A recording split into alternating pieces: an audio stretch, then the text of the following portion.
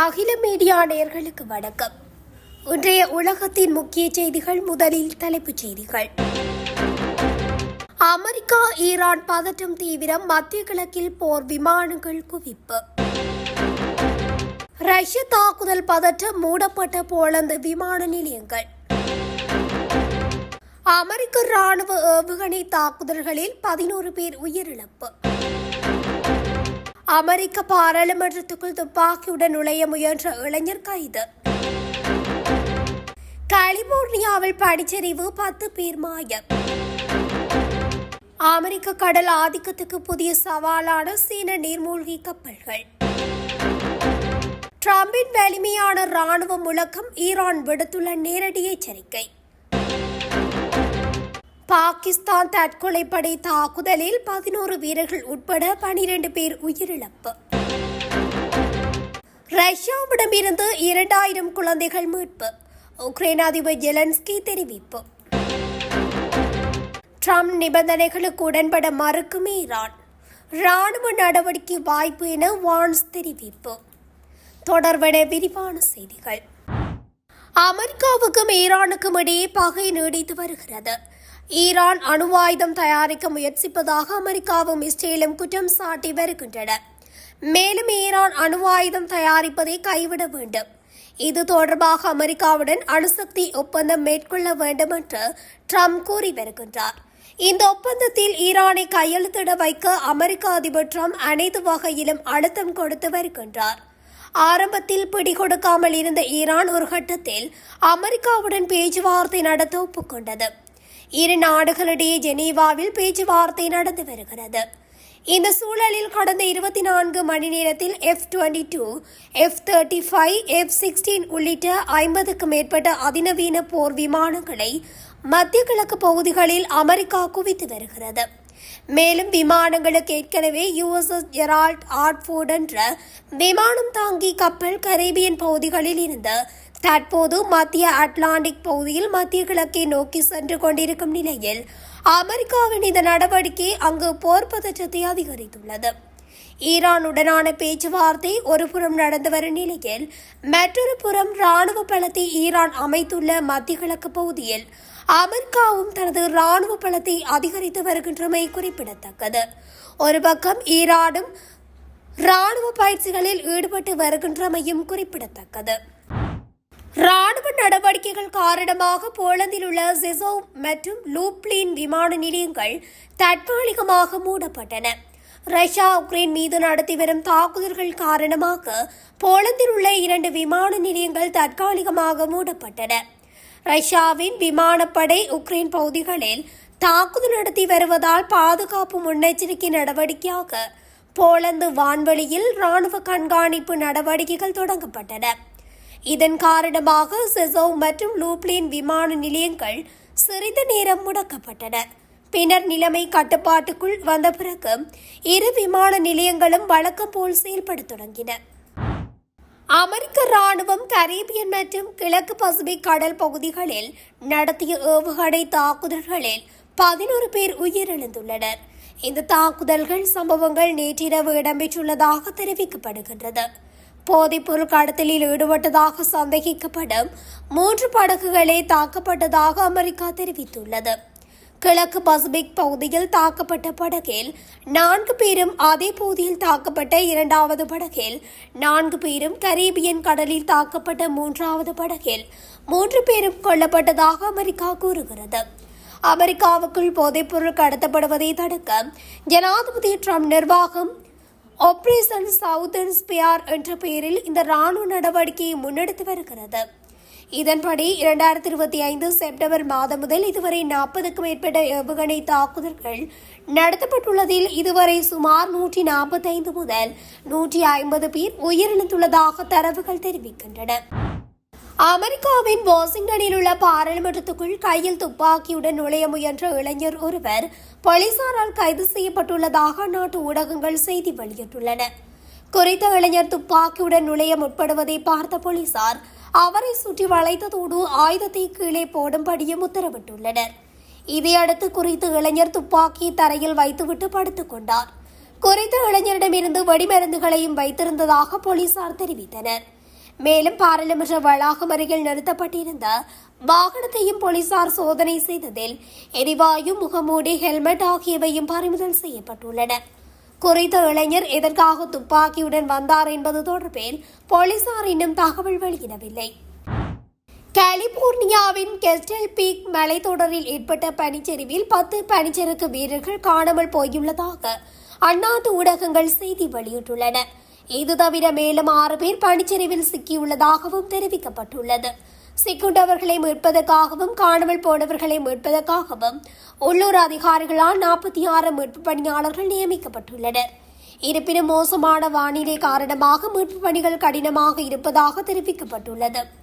நாட்டில் வானிலை மோசமாக இருப்பதால் எதிர்காலத்தில் பனிப்புயல்கள் ஏற்பட அதிக வாய்ப்புள்ளது எனவும் தெரிவிக்கப்பட்டுள்ளது.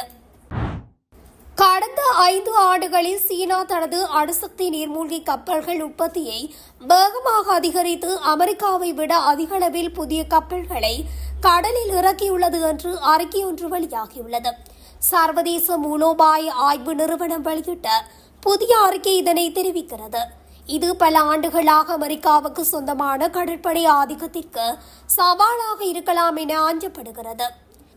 சர்வதேச மூலோபாய ஆய்வு நிறுவனம் வெளியிட்ட அறிக்கையின்படி 2021 முதல் 2025 வரை சீனா 10 அணு நீர்மூழ்கி கப்பல்களை கடலில் அறிமுகப்படுத்தியுள்ளது. இதே காலத்தில் அமெரிக்கா 7 கப்பல்கள் மட்டுமே அறிமுகப்படுத்தியுள்ளது. 2016 தொடக்கம் 2020 காலத்தில் சீனா 3 கப்பல்கள் மட்டுமே சேர்த்த நிலையில் அமெரிக்கா 7 கப்பல்களை சேர்த்திருந்தது. இதனால் கடந்த 5 ஆண்டுகளில் சீனாவின் வளர்ச்சி கணிசமாக அதிகரித்துள்ளது. இதன் மூலம் 2025 தொடக்கத்தில் சீனாவிடம் 12 அணுசக்தி நீர்மூழ்கி கப்பல்கள் உள்ளன. அவற்றில் 6 பாலிஸ்டிக் ஏவுகணை கப்பல்கள் மற்றும் 6 தாக்குதல் வழிகாட்டி ஏவுகணை கப்பல்களும் அடங்குவதும் குறிப்பிடத்தக்கது. இவ்வாறு அமெரிக்காவை விட சீனா அதிக பலம் வாய்ந்ததாக காணப்படுவது அமெரிக்காவுக்கு ஒரு தாக்கமாகவே அமையும் என்பது கருதப்படுகிறது. பலமான ராணுவம் மீண்டும் எழ முடியாதபடி தாக்கப்பட்ட வரலாறு உண்டு என ஈரானின் உச்ச தலைவர் அலி கமேனி தெரிவித்துள்ளார். உலகிலேயே அமெரிக்க ராணுவம் வலிமையானது என ஜனாதிபதி டொனால்ட் ட்ரம்ப் தெரிவித்து வருவதாக சுட்டிக்காட்டி அவர் இதனை குறிப்பிட்டுள்ளார். அறிக்கை ஒன்றினை வெளியிட்டு அவர் இதனை தெரிவித்துள்ளதாக சர்வதேச ஊடகங்கள் குறிப்பிட்டுள்ளன. ஈரானை நோக்கி போர்க்கப்பல்களை அனுப்பி வருவதாக அமெரிக்கர்கள் தொடர்ந்து தெரிவித்து வருகின்றனர். ராணுவ தளபாடங்களில் போர்க்கப்பல் என்பது ஆபத்தானதுதான். அதே நேரத்தில் போர்க்கப்பலை கடலின் ஆழத்துக்கு அனுப்பும் அளவுக்கு மோசமான ஆயுதங்களும் உள்ளன. 47 ஆண்டுகளாக ஈரானை அமெரிக்காவால் அழிக்க முடியவில்லை என ட்ரம்ப் தெரிவித்து வருகின்றார். இது சிறந்த ஒப்புதல், உங்களாலும் அதனை செய்ய முடியாது என நான் அடித்து கூறுகின்றேன் என்று உச்சத்தலைவர் அயதுல்லா அலி கமேனி அமெரிக்காவுக்கு சவால் விடுத்துள்ளார். அதுடன் வளைகுடாவில் நிலைநிறுத்தப்பட்டுள்ள அமெரிக்க போர்க்கப்பல் மூழ்கடிக்கப்படலாம் என்று ஈரானின் உச்ச தலைவர் அயதுல்லா அலி கமேனி அமெரிக்காவுக்கு எச்சரிக்கை விடுத்துள்ளார்.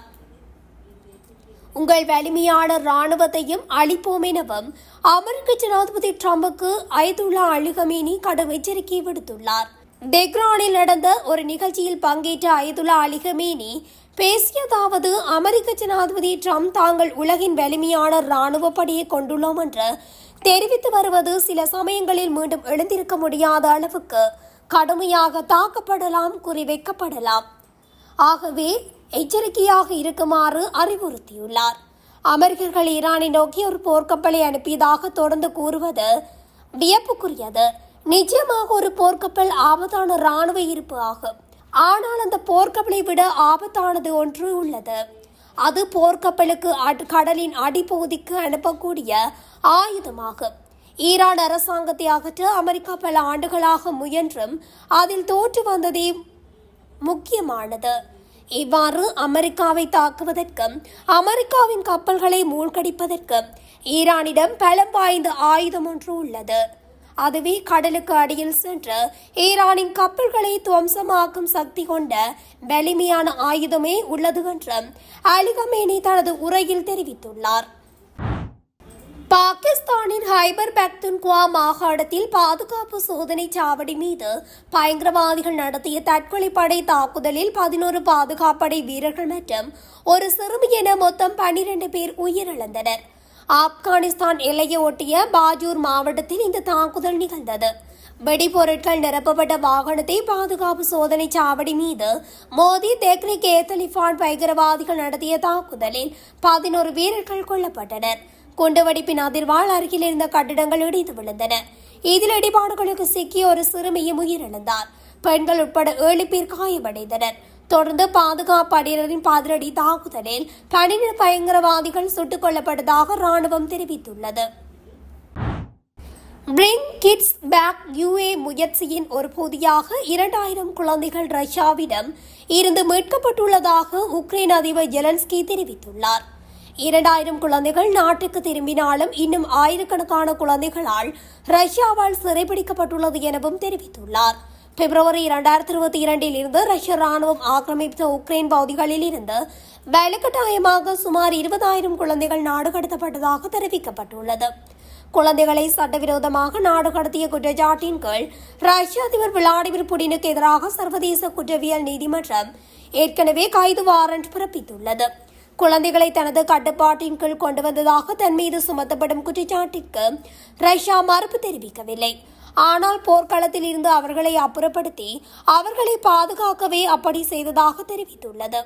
மேலும் உறவினர்கள் முன்வந்து குழந்தைகளின் அடையாளத்தை உறுதி செய்யும் பட்சத்தில் அவர்களை திருப்பி அனுப்ப தயாராக இருப்பதாகவும் ரஷ்யா தெரிவிக்கிறது.